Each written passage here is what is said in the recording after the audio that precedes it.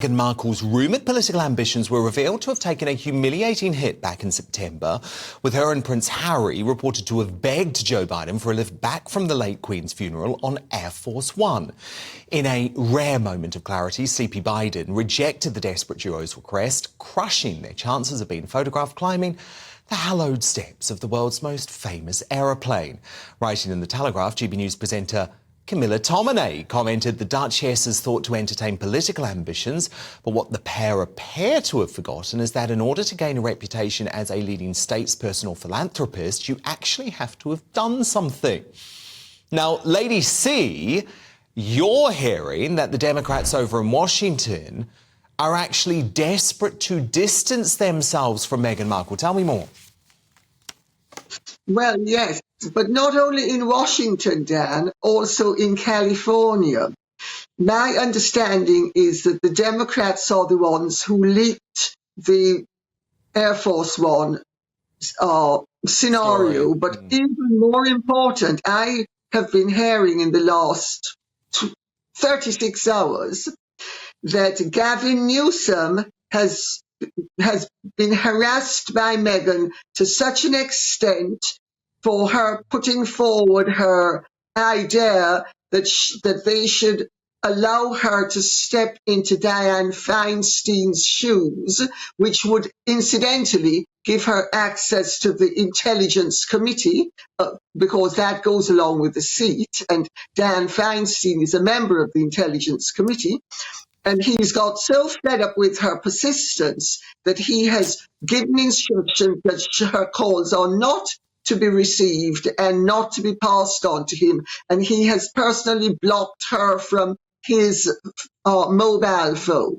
So that's the governor of California. So you're hearing the governor of California, Gavin Newsom, who was believed to be a big supporter of Meghan and Harry, is now distancing himself from the couple. Yes, well, especially from her. She's the one who wants to fill Dianne Feinstein's shoes. She wants to be parachuted in as the temporary senior Democratic governor. Sorry, not governor, senator for California. Wow. And this gives her access to the Intelligence Committee. Which, of course, immediately means that she and Harry would then have to have their IP status restored in Britain. I mean, you know, she's extremely conniving and clever, but she's outsmarted herself because they've had enough of her and they don't want to know. She's been told no, and she is incredibly persistent, evidently. Yeah. And he has given instructions that she is to be blocked. OK. Now, look, this is on a similar note because over the weekend, Phil, Channel 5 actually aired a new documentary titled Meghan, Famous but Friendless, which is pretty brutal. But here's what the Hollywood correspondent Ross King from ITV had to say. The Spotify deal collapsing made a lot of us think, is this the first sign of running out of steam for Meghan? A joint statement by Spotify and Harry and Meghan said, Spotify and Archwell Audio have mutually agreed to part ways and are proud of the series we made together. If it was working for both parties, it would not end. There's obviously been some disagreement, maybe some level of disappointment on possibly both sides. So, Phil, it's interesting, isn't it? Because you've got Lady C talking about the political friends falling away. That documentary, really brutal documentary, Famous but Friendless, on Channel 5, talking about the Hollywood friends falling away. What's your take, Phil?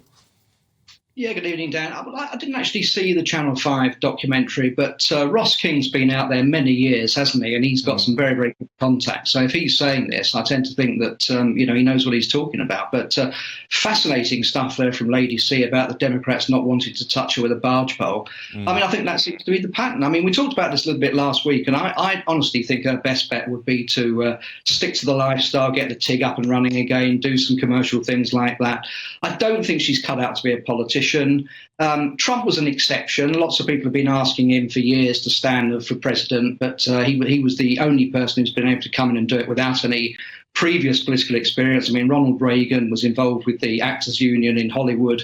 Then he became governor of California for 8 years, and Hillary Clinton was a senator beforehand. I don't think she's got the hard work ethic to do all that, all the groundwork to make her a potential president. So to me, it's just a non-starter.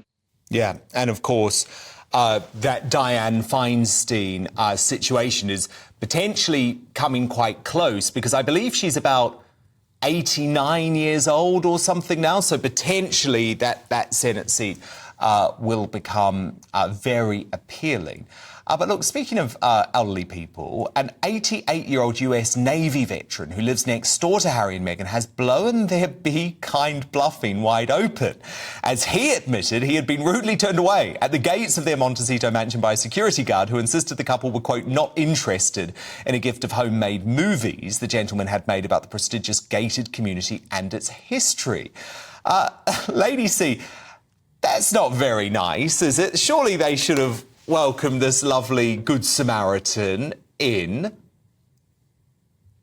Oh, come on, Dan. Why would such a glorious couple have done something with somebody who's so insignificant?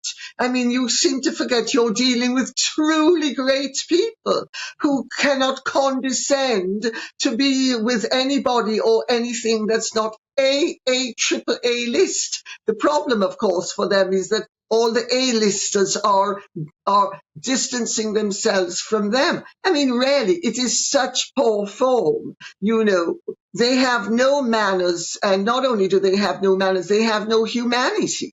I mean, what would it have cost them to receive the man and to be nice to him? But of course, it would have cost them their time, which is too precious for ordinary people, and then they have the unmitigated gall to lecture to everybody about how we should be behaving and what we should be doing, while they actually at all times do what they should not be doing and practically never end up doing what they should be doing.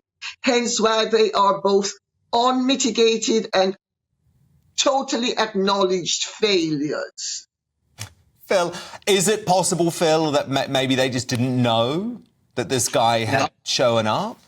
I mean, I've just read this story today, and it sounds like the guy, as you say, 88-year-old guy, had the best intentions, wandered up to the house, spoke to someone in security. Now, it's possible that the guy from security told him to go away thinking he was a bit of a troublemaker and didn't actually tell Harry and Meghan. But that in itself, as Lady C says, is a bit of a sad indictment of the way they're living, the fact that they're living in this bubble, they're only interested in dealing with the rich and powerful, they're not really meeting normal people. And that was the great thing about Harry, wasn't it? That's what made him so popular with the British public, that we felt he was one of us and he was down to earth, and he's lost all that. But there is another possibility, I suppose, why they're not interested in the history of Montecito, and that's perhaps because they might be moving soon. I mean, there's a report over the weekend that they've been looking at properties in Malibu.